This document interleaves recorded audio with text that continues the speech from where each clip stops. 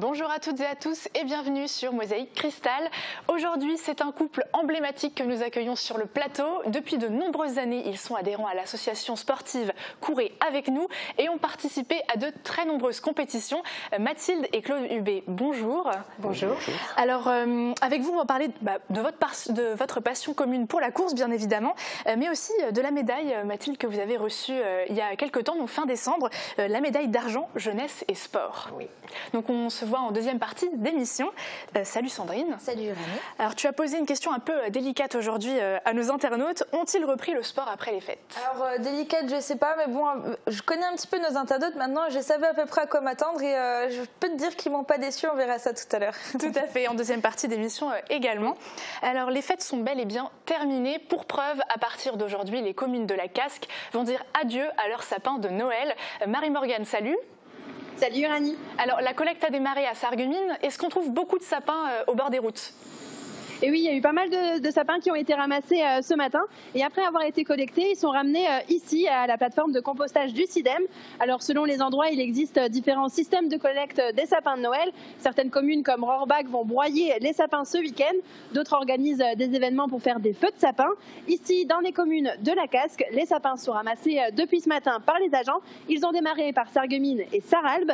On a justement suivi une équipe de collecte pour savoir un petit peu comment ça se passe. Et tu pourras également entendre les explications de Régis Larose, chef du service de collecte des déchets de la Casque. Merci beaucoup Marie-Morgane et merci également à Laurie Couteau pour le cadrage. On jette un œil sur l'actualité du secteur.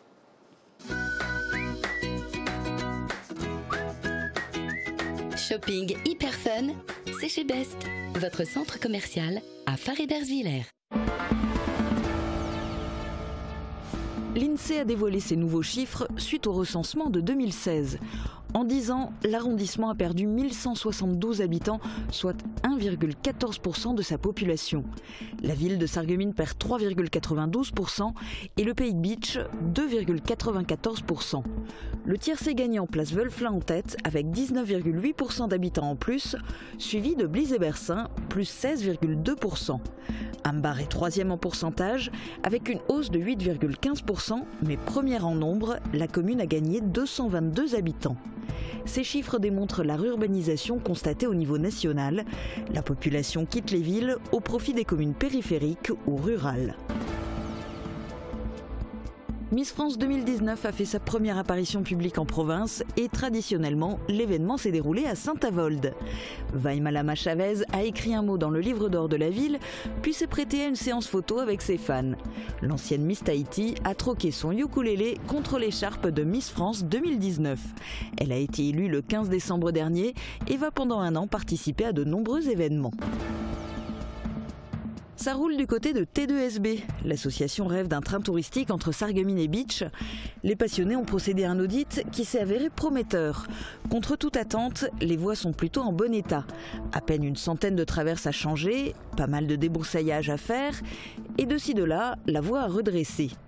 Samedi doit avoir lieu une rencontre avec les présidents des intercos de Bitche et de Sarreguemines.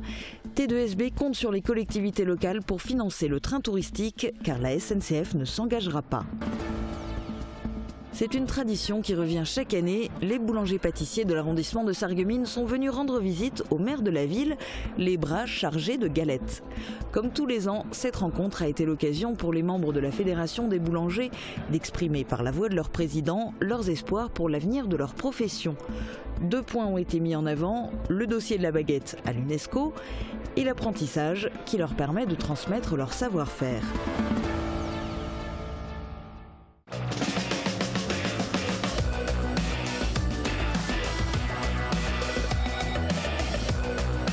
Roulez malin, prenez les transports en commun avec Cabus. C'est le moment de nous intéresser à la météo avec Sandrine qui nous donne les prévisions pour demain. Avec le Crédit Mutuel, partenaire des grands événements sportifs.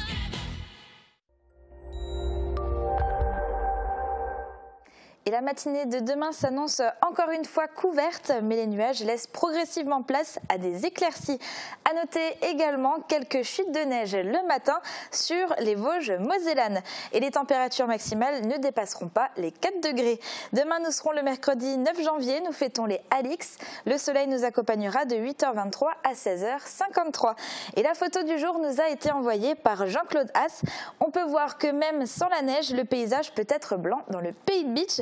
La photo a été prise à Götzenbrück dans la rue de la Forêt, au pied de la bien connue tour hertzienne. Un grand merci à lui pour cette photo et si vous aussi vous voulez nous en envoyer, n'hésitez pas à nous écrire par mail à l'adresse qui s'affiche en bas de votre écran ou sinon sur notre page Facebook.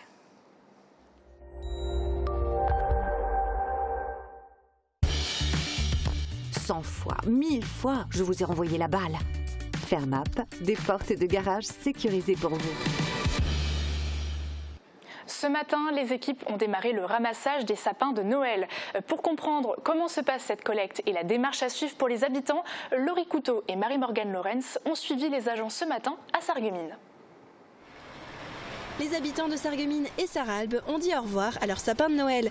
La collecte des sapins a en effet démarré ce matin dans ces 2 communes du territoire de la Casque. Elle se poursuivra dès demain et jusqu'au 16 janvier dans les 36 autres communes. 3 équipes de 2 agents sont mobilisées. Seuls les sapins naturels, sans neige artificielle et sans sac à sapin, sont récupérés. Il faut également faire attention à leur taille. Au-delà d'1,50 m, il est difficile de les faire entrer dans la benne. Les dates de ramassage sont visibles sur le site internet de la communauté d'agglomération Sarreguemines Confluence. Attention, les collectes démarrent à 5 h du matin. Pensez donc à sortir vos sapins la veille. Mettez-les bien en évidence sur le trottoir. Et si vous avez loupé la collecte ou que vous souhaitez vous en débarrasser plus tôt, rendez-vous avec votre sapin en déchetterie. Et que vont devenir les sapins après leur ramassage? Régis Larose, chef du service de collecte des déchets de la Casque, nous explique tout. Régis Larose, bonjour. Bonjour. Alors là, ce matin, vous avez démarré la collecte de ramassage des sapins. Que deviennent justement les sapins après la collecte? Tous les sapins qui sont collectés lors de ces différents ramassages sont rapportés à la plateforme de compostage qui est à Sarreguemines et qui est gérée par le SIDEM. Tous les sapins vont être broyés, mélangés à l'ensemble des autres déchets verts qui sont collectés par nous en déchetterie ou par le SIDEM par le biais d'autres filières. Et tous ces sapins vont partir en filière de méthanisation pour produire du méthane qui va être réinjecté dans le réseau et permettre notamment à nos bennes à ordures ménagères de rouler et également produire du compost. Donc le compost qui pourra être réutilisé par l'ensemble des usagers du secteur pour mettre dans leur jardin et améliorer la fertilité de leur sol. D'accord, donc les sapins sont revalorisés. Est-ce qu'il y a des bénéfices pour la Casque? Alors les bénéfices directement, il n'y a pas de bénéfice particulier, si ce n'est le bénéfice environnemental où on est sûr que les sapins partent bien dans la bonne filière pour qu'on puisse en faire une valorisation correcte. Et combien de sapins sont en général récoltés chaque année? Alors en nombre d'unités c'est difficile à dire, mais nous on raisonne en tonnage. Sur les dernières années on était entre 14 et 17 tonnes de sapins à l'année. Miss France a commencé son année 2019 à Saint-Avold. C'est devenu un rendez-vous incontournable du début d'année. La première apparition de Miss France en province a lieu dans la cité naborienne. Pour accueillir Vaïmalama Chavez, la municipalité a mis les petits plats dans les grands et a réuni un comité d'accueil. Et les plus jeunes n'étaient pas les seuls à avoir des étoiles dans les yeux au moment de la rencontrer. Reportage de Renaud Coquet. 11 h du matin en mairie de Saint-Avold. Une quarantaine de personnes se sont massées dans le petit salon de la mairie. Le comité d'accueil n'attend plus qu'une chose, l'arrivée de Miss France. L'ex-Miss Tahiti a été élue le 15 décembre dernier Miss France 2019. Pour sa première sortie, elle est à Saint-Avold, accompagnée par les représentants de la mairie. J'ai lu quelque part aussi que tu ne te séparais jamais de ton ukulélé et que tu as l'habitude de savourer l'instant présent. Et je crois que c'est important. Alors l'instant présent, aujourd'hui, il est partagé, il est pour nous, Et du fond du cœur, chère Miss France, merci d'être ici, chez nous, à Saint-Avold. C'est la plus belle, en tous les cas, c'est celle que j'ai choisie, c'est celle pour qui j'ai voté.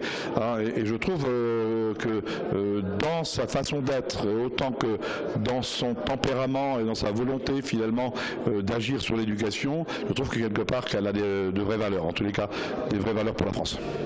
Le temps de laisser un mot dans le livre d'or sous les flashs des photographes. Et la jeune Tahitienne de 24 ans passe en séance photo. Les fans de Miss France se sont déplacés pour la rencontrer et garder un souvenir d'elle. Un moment de rencontre avec le public qu'elle apprécie tout particulièrement. J'aime bien le contact humain en fait. Je trouve que c'est ce qu'il y a de plus beau dans la fonction de Miss France. C'est cette occasion qu'on a de pouvoir rencontrer des gens et de voir plein d'étoiles dans les yeux des petites filles. Des étoiles dans les yeux, ces 3 jeunes filles en avaient au moment de rencontrer Miss France. Elles l'ont trouvée particulièrement jolie d'ailleurs. Moi je la trouve très jolie et je l'aime bien. Elle est très jolie et elle est plus belle que l'autre. Ça fait bizarre de la voir en vrai parce qu'à la télé c'est pas pareil.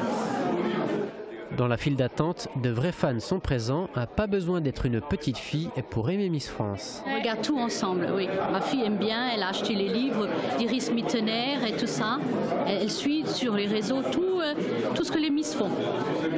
Voilà. Et je regarde avec elle, du coup. C'est pas comme à la télé. Mais on la trouve plus grande qu'à la télé. Oui, ça, oui. Ça fait bizarre de les voir en vrai. Mais bon. Elle est quand même encore jolie. Elle est plus jolie en vrai. Pendant ce temps, en bas de la mairie, Miss France était attendue par les Gilets jaunes. Ces derniers voulaient la rencontrer pour lui remettre un cadeau, confectionné tout spécialement pour l'occasion. Mais les Gilets jaunes n'ont pas été autorisés à rentrer avec leurs gilets et la rencontre n'a pas eu lieu. T2SB, on vous en a parlé cet été à plusieurs reprises au moment de la création de l'association et lors d'une action coup de poing, le nettoyage de la gare de Beach et de ses abords. À cette époque, les membres de l'association avaient réussi à mobiliser les médias et les élus. Marc Zingraf et Francis Vogt étaient présents. T2SB compte sur les collectivités locales pour financer un train touristique entre Sarreguemines et Beach, car la SNCF ne s'engagera pas. Il y a du mouvement du côté de T2SB. L'association créée pour la mise en place d'un train touristique entre Sarreguemines et Beach va rencontrer d'ici quelques jours Roland Roth et Francis Vogt, respectivement président de la communauté d'agglomération Sarreguemines-Confluence et de la communauté de communes du pays de Beach. Un audit a été réalisé en interne et bénévolement par des techniciens de voies SNCF et membres de l'association. Contre toute attente, les voies sont plutôt en bon état. À peine une centaine de traverses à changer. Pas mal de débroussaillage à faire, de ci, de là, et la voie à redresser. La prochaine rencontre avec les élus sera déterminante. S'engageront-ils dans ce projet? Le soutiendront-ils? Et si oui, jusqu'où seront-ils prêts à s'investir? L'association T2SB a déjà effectué des démarches et repéré un autorail mosellan ainsi qu'une locomotive à vapeur dans les Cévennes. Cette machine pourrait être louée, voire achetée. Dans le sud de la France, le train touristique est un concept qui fonctionne. Un train touristique, en moyenne, il tire 1%. Le 12 janvier, T2SB rencontrera Roland Roth et le 14, Francis Vogt. Et nous ne manquerons pas de suivre cette actualité. Repassage, faire la poussière, s'occuper du repas des enfants. Il est parfois difficile de s'organiser au sein du foyer. À la maison, qui fait quoi? Comment sont réparties les tâches ménagères? Nous avons posé la question aux Sarregueminois. On écoute leur réponse. Alors, comment ça se passe chez vous, la répartition des tâches ménagères? Oh, 50-50. J'en fais le max, quoi. Vous faites quoi, par exemple? Oh, j'aspire, je nettoie par terre, je mets la table, bref, un peu de tout, quoi. Mais pas la poussière. C'est pas mon truc, la poussière. Très appréciable. Alors franchement, j'apprécie parce que comme j'ai mal au dos, je ne peux plus passer l'aspirateur, donc c'est lui qui a repris le relais. Je suis mariée, mon mari a l'Alzheimer, donc je me débrouille. Et voilà. Vous n'avez pas d'aide Si, j'ai une dame qui vient m'aider, heureusement, et les enfants m'aident également. Ah bah c'est monsieur qui fait tout. Il fait tout le matin, il se lève et il fait tout, et moi après, je pars bosser. le ménage, le linge. Bon, cuisiner, je fais pas. Qui fait plus, qui fait moins chez vous en termes de tâches ménagères? Alors au niveau tâches ménagères, c'est celui qui a le temps. On travaille tous les deux à temps complet, donc c'est celui qui a le temps qui fait, tout simplement. Chez moi, c'est plutôt bien réparti. Dès que moi je travaille, c'est mon copain qui fait. Dès que lui travaille, c'est moi qui fais. On fait tous les deux la même chose, donc voilà, pas de souci pour ça. Mon mari, ah oui, il participait beaucoup aux tâches ménagères. Il faisait les carreaux, il passait l'aspirateur. Son domaine, c'était de remplir le lave-vaisselle et de le ranger. Voilà, il savait toujours s'il manquait un verre. C'était sa manie à lui. Juste après la publicité, nos deux adeptes de la course nous parleront plus en détail de leur passion. Et vous, avez-vous repris le sport après les fêtes? Nous irons voir vos commentaires sur notre page Facebook. À tout de suite.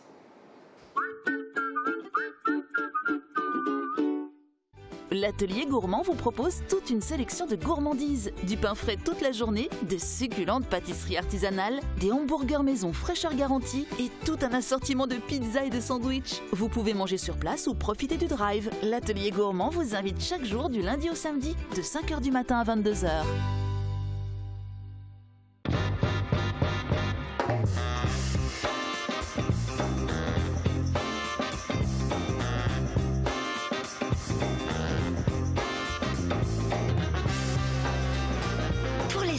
Les meilleures affaires, c'est chez Best. Ouverture exceptionnelle dimanche 6 et 13 janvier. On passe maintenant à notre question du jour. Aujourd'hui, on parle de sport. Regardez. Les fêtes de fin d'année sont terminées, il est temps de se remettre aux choses sérieuses. Que ce soit après une pause, le temps des fêtes ou une résolution des débuts d'année, avez-vous repris le sport? Dites-le nous dans les commentaires. Alors Sandrine, est-ce que nos internautes sont de grands sportifs? Alors j'en ai pas vraiment l'impression, mais une chose est sûre, c'est qu'il ne manque pas d'imagination. Jacques nous dit repris, moi je n'ai jamais commencé. Et René nous a répondu, je n'ai pas arrêté durant les fêtes, je fais du sport en continu, jambes et bras, j'alterne bras droit, bras gauche et la marche. Alors marche du fauteuil vers la porte du balcon, ouverture et fermeture de la porte en alternant les bras. Et de nouveau marche de la porte du balcon vers le fauteuil. Vous savez, avec 3 chiens et 4 chats à la maison, ça rentre et ça sort toute la journée et pas possible de ne pas le faire durant les fêtes. Alors le commentaire qui m'a fait le plus rire, c'est celui de Virginie qui nous dit « J'ai repris mon sport préféré aujourd'hui, la sieste, ça m'avait manqué pendant les fêtes ». Et pour finir, Nadia nous a écrit « Il faut vraiment que je me force à faire du sport avec tout ce qu'on nous sérine à longueur de journée. Faites du sport, mangez léger, vegan, pas d'alcool, etc. Et comme je n'aime pas être forcée de faire quelque chose, je vis mon unique vie en me faisant plaisir, pas de sport, des bonnes choses à manger, beaucoup de gâteaux, de l'alcool, mais quand même modérément la belle vie quoi. » Merci beaucoup en tout cas Sandrine pour ton intervention. Avec plaisir. Alors, on reste sur la thématique du sport puisque je me tourne maintenant vers nos deux invités, Mathilde Hubé, Claude Hubé. La course, c'est une passion que vous partagez maintenant depuis de nombreuses années. Et fin décembre, Mathilde, vous avez reçu une médaille, la médaille d'argent jeunesse et sport de la part du préfet de la Moselle. Pourquoi cette médaille et qu'est-ce que vous avez ressenti? Déjà de la fierté, mais beaucoup d'émotions quand monsieur le préfet m'a remis la médaille quand même. Et bon, la médaille m'a été adressée parce que je fais aussi beaucoup de bénévolat dans le monde associatif. Je ne suis plus présidente du Courez avec nous, mais par contre, je n'ai jamais arrêté. Quand on a besoin de moi, je dirais plutôt de nous. On est là, tous les deux, pour aider, pour donner un coup de main, que ce soit des courses, que ce soit des animations sportives. On est là. Justement, j'allais préciser que vous êtes membre adhérent de l'association Cannes, donc pour vous depuis les débuts et vous l'avez rejoint quelques années plus tard. Vous en avez été la présidente de 1999 à 2008. Pourquoi autant d'engagement? Parce que ça demande quand même un certain engagement au quotidien. Oui, mais parce que voilà, quand j'ai intégré le comité, Claude a été au comité pendant 30 ans. Et quand moi j'ai intégré le comité, je ne suis pas du genre à m'asseoir et à écouter. Donc j'ai tout de suite été comme Claude, on a suivi et on a fait. Et voilà, pour moi, c'était un besoin. Voilà, on aimait bien faire ça tous les deux et on continue. Et alors, quel a été l'élément déclencheur pour que vous participiez à toutes ces courses? C'est Claude. C'est Claude, oui, parce que lui, il s'est mis à courir et puis par la suite. Alors nous, à l'époque, avec les enfants, on était sur le bas-côté parce qu'il courait quand il participait à des courses. Et puis c'était Allez Papa avec les enfants, Allez Papa. Et puis un jour, je me suis dit, pourquoi Allez Papa pourrait bien y en avoir pour maman aussi. Donc c'est comme ça que je me suis mis à courir d'abord 3 km, 4 km et puis après jusqu'au marathon. Et vous l'avez coaché, Claude, votre femme? Bien sûr, bah oui. C'était au quotidien? C'était, oui. Et alors, c'est une complicité qui vous tient à cœur, finalement, tous les deux? Ah oui, ça fait quand même... moi, ça fait 30, on va dire presque 40 ans que je cours, mais Claude, bien au-delà. Et alors justement, avant qu'on parle plus en détail de vos parcours, je vous propose de regarder quelques images de votre entraînement, Mathilde. Mélissa Keller et Guillaume Dumonteil vous ont suivi, ou plutôt ont tenté de vous suivre hier après-midi à Sarreguemines, autour du centre nautique.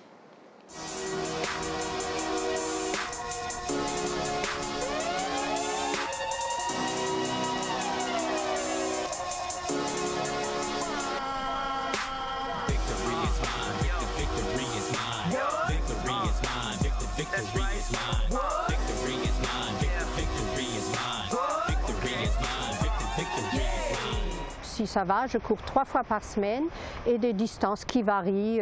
En règle générale, le moins c'est 10 km. Et après, ça va jusqu'à 10.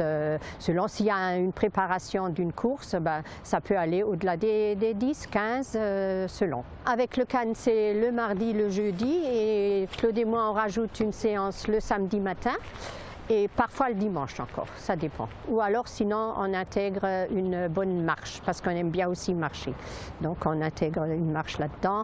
En été, du vélo, une séance de vélo, et puis voilà, pour rester dans le coup, on va dire. Victory is mine, we got no losses. We be bosses, give it up cause you lost this. Smack your tooth loose from your gums, now try to floss this. You want victory, you're about to toss this. Right up in my lap and in my arms, it's my time. Breaking out the wine, fill my belly with the dimes. Eating all you chumps like chips, leaving bags. With tears in your eyes, I'm sad, looking at them sad. This is the rematch, the reroute, the repatch, cause victory is mine, victory is mine.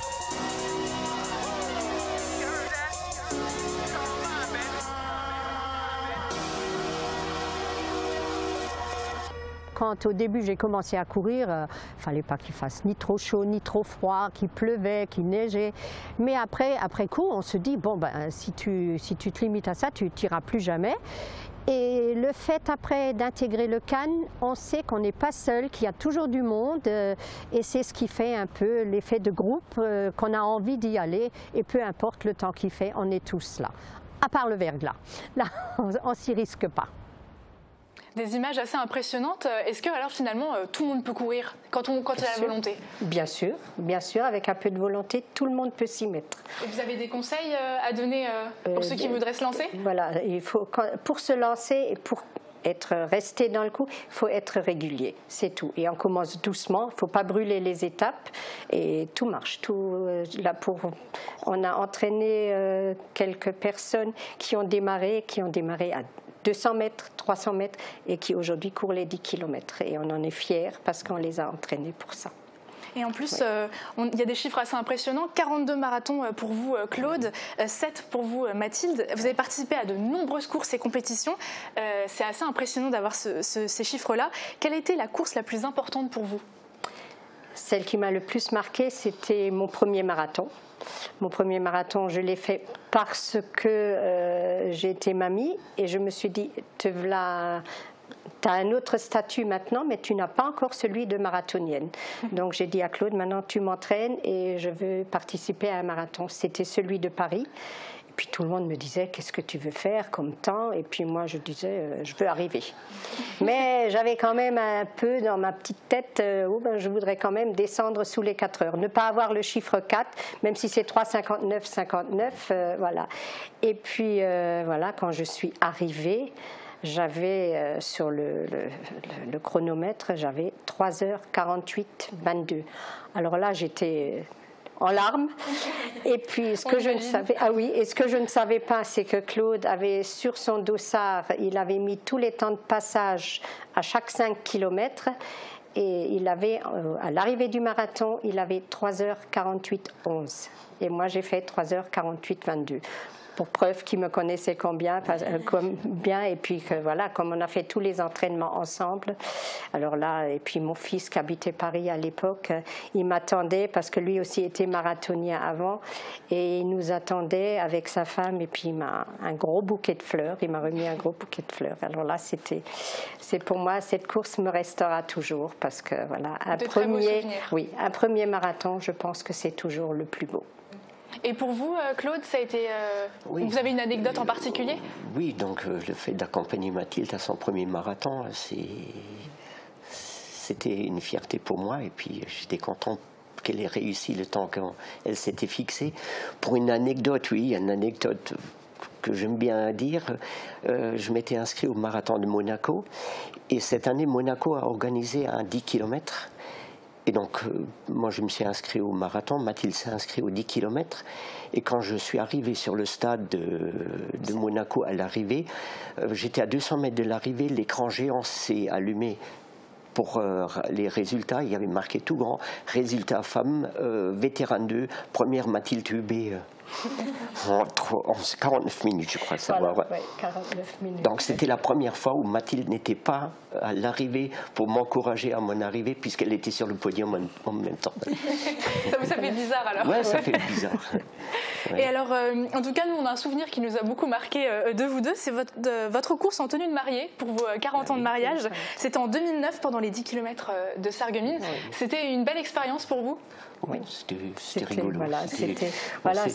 On s'était fixé ça, on n'avait rien dit à personne. Il y avait juste quelques membres du CAN auxquels on avait demandé de nous accompagner. Et puis pour anecdote, on est passé par la ville, en passant par la ville, il y avait Claude et Fleurs, le magasin, et Claude est rentré et il m'a dit « tu m'attends ?» Et il leur a dit écoutez, je me marie aujourd'hui, je cours pour ça, alors est-ce que vous pourriez… Et j'ai pas de fleurs pour ma femme, donc elle lui a dit choisissez, et il est sorti avec un bouquet de roses et j'ai terminé ma course avec mon bouquet de roses en main.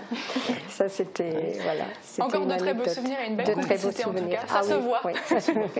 Et alors des prochaines courses de prévues pour cette année? Voilà, pour l'instant, on n'a pas encore fixé vraiment, c'est selon l'envie, mais par contre, notre objectif est de courir de nouveau en mariée, si tout va bien, pour les 10 km de Sarreguemines, pour nos 50 ans de mariage.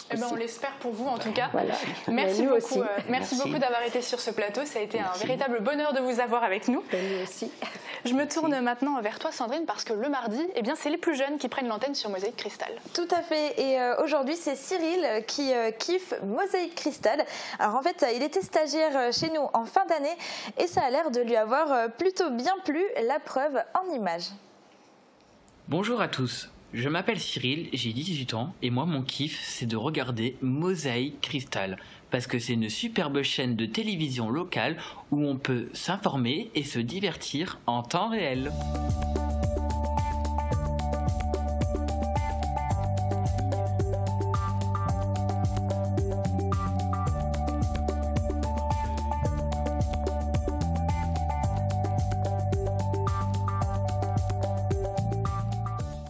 Et merci beaucoup Cyril pour ta vidéo. Et toi aussi participe à notre rubrique C'est mon kiff. C'est simple, tu as juste besoin d'un smartphone pour te filmer et nous parler de ta passion et nous envoyer toutes tes vidéos via WhatsApp au 06 81 82 40 33 ou par mail.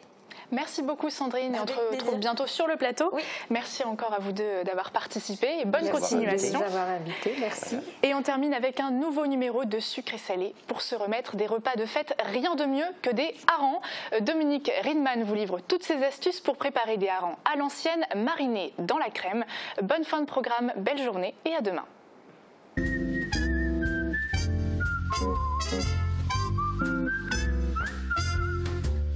Oseo Cuisine, un service personnalisé avec des prix imbattables toute l'année. N'achetez pas votre cuisine sans passer par Oseo Cuisine.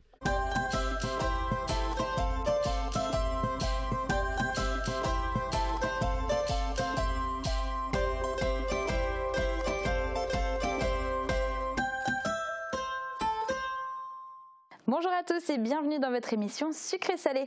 Aujourd'hui avec notre cuisinière Dominique Riedman, on va vous préparer une recette de hareng à la crème.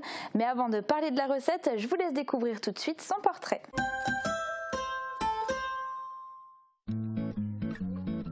Dominique Riedman aime cuisiner. Elle apprécie tout particulièrement les bons petits plats traditionnels et mijotés, bien de chez nous. Après avoir sillonné le département de long en large durant de nombreuses années pour sa carrière professionnelle, Dominique aime passer du temps chez elle avec sa famille et son chat. Durant son temps libre, elle s'occupe de son jardin et participe tant que possible aux manifestations associatives de sa commune. Aujourd'hui, sur le plateau de Sucré Salé, elle nous propose sa recette de filet de hareng mariné à l'ancienne. Bonjour Dominique. Bonjour Sandrine. Je suis ravie de t'accueillir dans notre cuisine. Alors avec toi aujourd'hui on va découvrir la recette des harengs à la crème. Est-ce que tu peux nous parler un petit peu de cette recette? Oui, en fait c'est une recette qui se perpétue, c'est une tradition en fait. D'accord. Donc déjà mes grands-parents, mes parents, mes beaux-parents nous ont transmis ce savoir-faire. Ok. Et donc qui est une recette toute simple en fait, puisque les préparatifs se font plus la veille. D'accord. Et c'est très convivial, puisqu'en fait le lendemain, on a tout le temps pour ses invités. D'accord. Et puis c'est une recette qui vient d'où un peu? C'est quoi son histoire? Parce qu'il parlait qu'on l'utilise surtout au lendemain de carnaval, c'est ça? Alors c'est un plat qu'on fait généralement, si je peux me permettre, après une bonne gueule de bois. Et ça tombe bien, puisque après les fêtes, tout ce qu'on a pu manger de sucré, de très bon, ça permet un petit peu de reposer l'estomac. De reposer l'estomac et de repartir sur de bonnes bases. Ok, super. Alors on va voir ça tout de suite. Avant de parler des ingrédients ou de la recette, j'ai une petite question à te poser. Est-ce que toi tu es plutôt d'habitude sucré ou salé? Alors moi je suis salée. Complètement salée. Complètement salée. Ok, super. Alors on va tout de suite passer à la préparation de la recette. Oui. Mais avant ça, je vous propose de découvrir les ingrédients.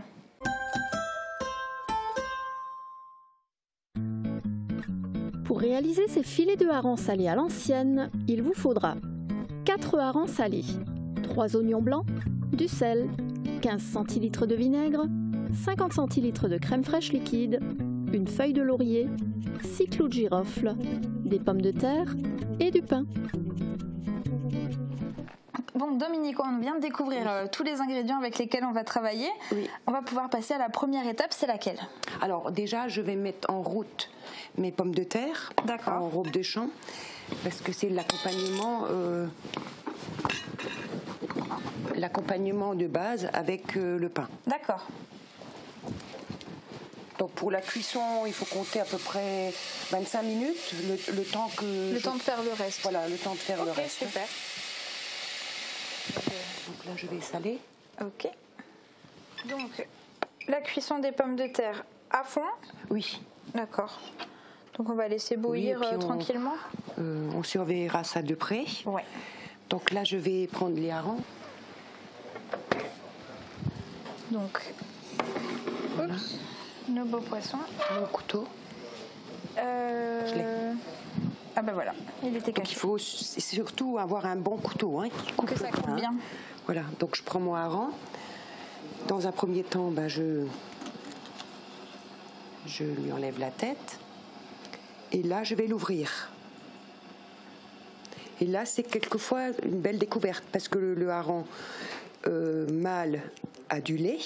D'accord. Et le hareng femelle des œufs. D'accord. Donc c'est ça qu'on les distingue. Qu'on met dans la recette en fait. Mais c'est pas une obligation. Certaines personnes n'aiment pas la laitance ou les œufs. Mais c'est un petit peu comme des œufs de lombe ou. D'accord, ouais. Donc ça d'habitude ça peut se faire aussi dans l'évier. Il faut juste là on le fait avec un récipient. Donc c'est plus pratique quand on a. Donc là maintenant je vais nettoyer l'intérieur puisque il y a une petite peau noire qui n'est pas agréable au goût. Donc je gratte. J'y vais franchement. Voilà. Je coupe la partie où la peau est bien accrochée pour que mes filets soient beaux. D'accord. Voilà. Pareil de l'autre côté. Après, je peux encore réajuster, enlever la peau une fois que mon hareng, les filets sont prêts. Hein. D'accord. Deuxième étape, j'enlève l'arrêt dorsal.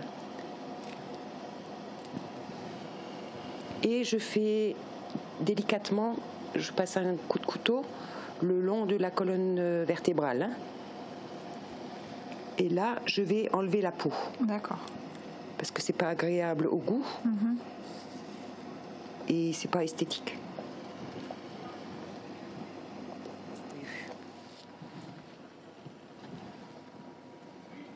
Bon là, ça a l'air plutôt... Oui, ça se passe bien. Plutôt bien. Voilà, donc j'enlève la peau. Idem de l'autre côté.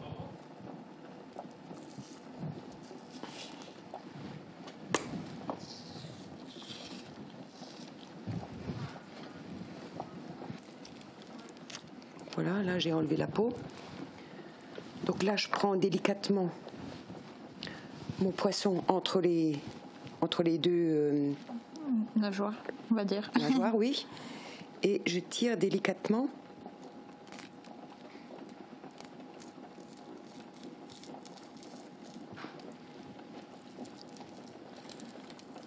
Pour avoir de beaux filets.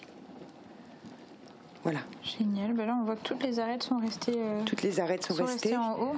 Oui. Et après, je sépare les deux. Et là, j'ai encore le temps de voir s'il y a des arêtes ou pas. Hein. Ou s'il y a encore de la peau qui me dérange. Hein. Donc là, il y en a quelques-unes. Mais bon, il n'y en a pas beaucoup. Non, c'est vrai. Et après, c'est au toucher hein, qu'on ajuste. Qu'on ajuste. Hein. Pour qu'il y en ait le moins possible au moment de la dégustation. Au moment de la dégustation, oui. C'est sûr. Donc là, j'ai mon premier filet. Super. Que je réserve.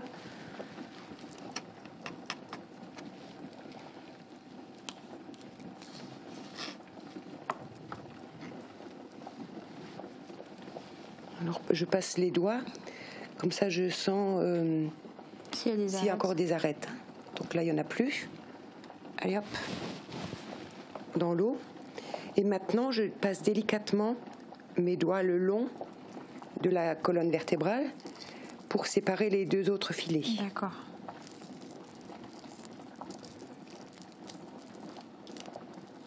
Bon, ça demande un petit peu d'entraînement, je l'avoue.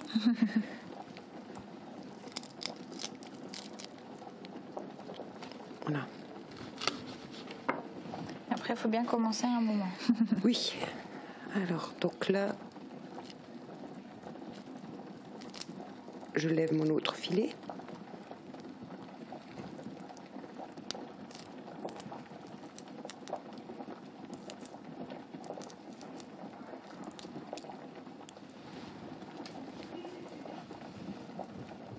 Donc là, pareil, hein, je regarde un petit peu ce qui me dérange.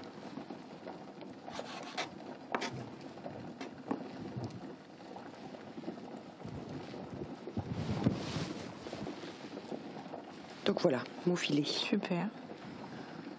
Donc là, je m'attaque au deuxième. On lui enlève sa tête.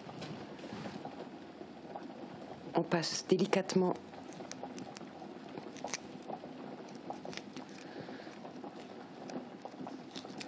d'où l'intérêt d'avoir un couteau qui coupe bien. Hein. Sinon, ça déchire le poisson. Voilà, donc ça c'est une madame.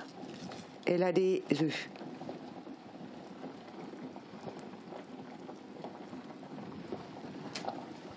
Mais comme dit, moi je les mets dans la recette. D'accord. Parce que j'aime ça. Mais ça n'enlève rien à la recette. Ça n'enlève rien au goût.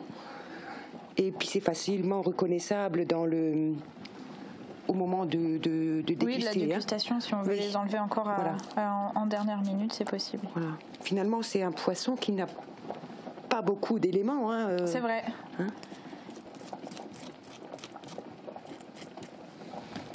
On retourne, pareil de l'autre côté. T'as envie d'essayer ? Je peux. Tu veux ? Ouais, je veux bien. Allez. Alors, on va voir si j'ai bien compris, du coup. Ok. Voilà. Ensuite, donc on a fait les deux côtés du bas. Oui.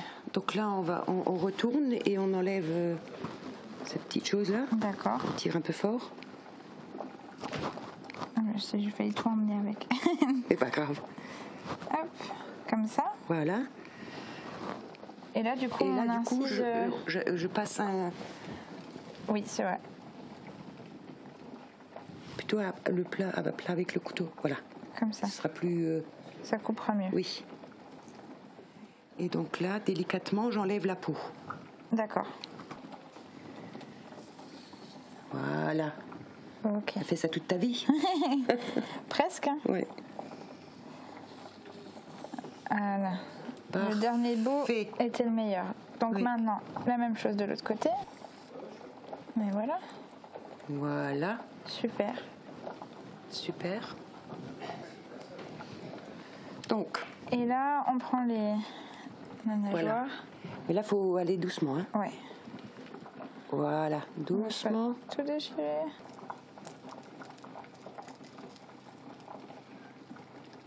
Voilà. Super.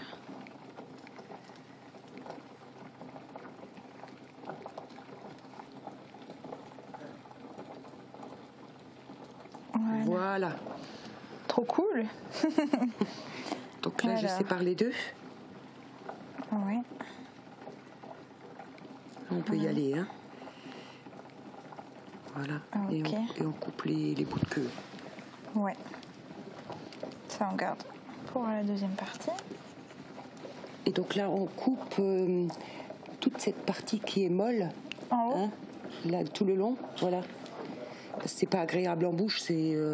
C'est visqueux? Oui. D'accord. C'est bon. À faire tremper. À faire tremper. Voilà. Et maintenant, la partie du haut. Oui. Voilà. Parfait. En tirant pour séparer, quoi, au final, en même temps. C'est assez amusant à faire, au final. Hein. Oui. Donc, comme dit, ça demande un petit peu de préparation la veille.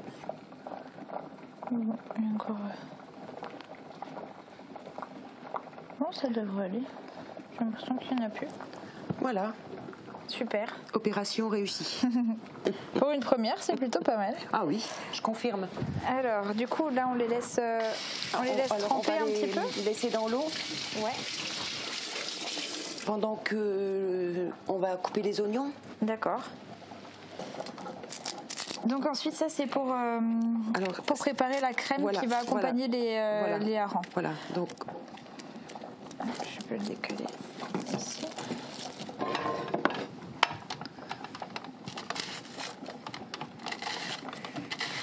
Le bon vieil outil. Indispensable. Oui.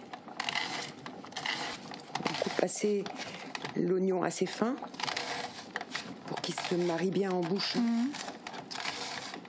Mais qu'il soit pas trop présent. Oui. Donc là, on est bon. Maintenant, on va... Je vais mettre celui-là avec celui-là. Et je vais les mettre quelques instants dans la passoire. D'accord. Pour bien les écouter. Donc, je les mets là-dedans. Parfait. On vide l'eau. Donc là, on surveille quand même la cuisson de nos pommes de terre. Oui. Encore 1 ou 2 minutes et c'est bon. Ok. Donc là, on passe au dressage. Ok, donc en fait là c'est la crème qui va accompagner les harengs, c'est ça? Voilà. Donc il va falloir les laisser mariner dedans? Alors il faut les laisser à minima une nuit. D'accord, ok. Bon, mais on peut les consommer encore 2 ou 3 jours plus tard. Ok. C'est pas un problème. Donc je fais une rangée de harengs.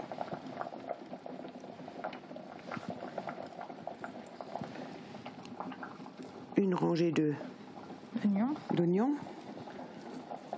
Je remets dans l'autre sens. Comme des lasagnes. Comme des lasagnes, oui.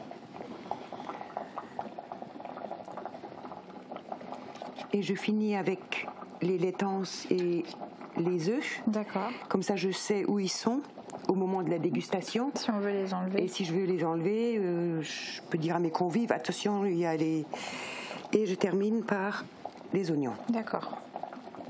Donc là, je précise, on en a préparé 2. Par exemple, voilà. Si on est 4 personnes, il vaut mieux en avoir préparé 4. Ah oui. C'est 1 par personne, on va dire. 1 par personne, oui. Ou plus, hein, puisque ça se conserve. Oui, tout à fait. Donc là, je vais prendre mon vinaigre. Je mets le vinaigre par-dessus. Je mets ma crème. Je remets un coup de vinaigre.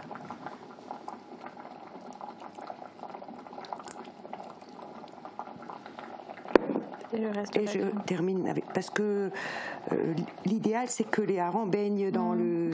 Ça recouvre, voilà, que ça recouvre entièrement mon plat. Hein.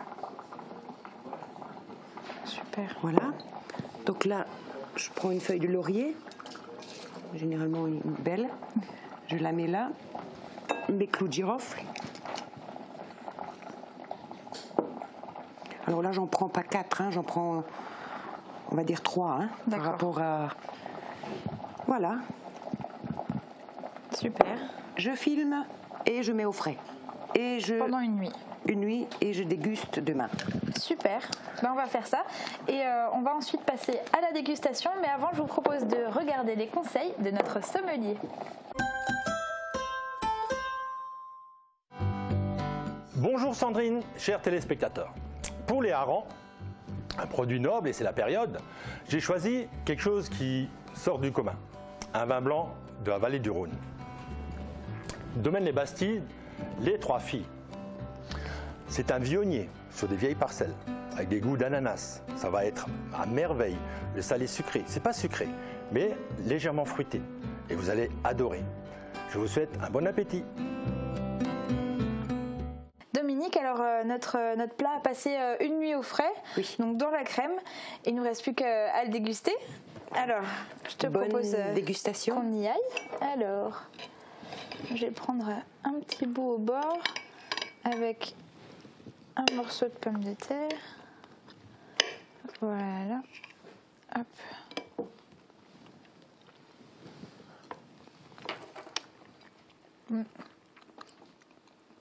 C'est super bon. Ça change des barquettes toutes faites, ça c'est sûr que le poisson il est super frais, il a beaucoup de goût. C'est excellent. Je reprends un petit bout. C'est super bon. En tout cas, c'est sûr qu'après les fêtes, de manger un petit plat comme ça va nous faire du bien. En tout cas, je te remercie de nous avoir partagé cette recette qui, on a pu le voir, est assez facile à réaliser. Puis en tout cas, c'était très ludique pour ma part. Alors Dominique, je te dis merci d'être venu. Tu reviens quand tu veux sur cette émission.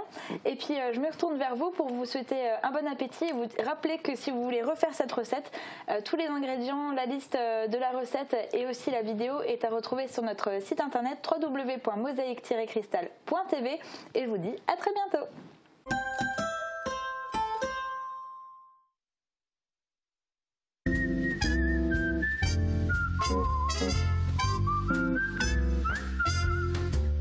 Oseo Cuisine, un service personnalisé avec des prix imbattables toute l'année. N'achetez pas votre cuisine sans passer par Oseo Cuisine.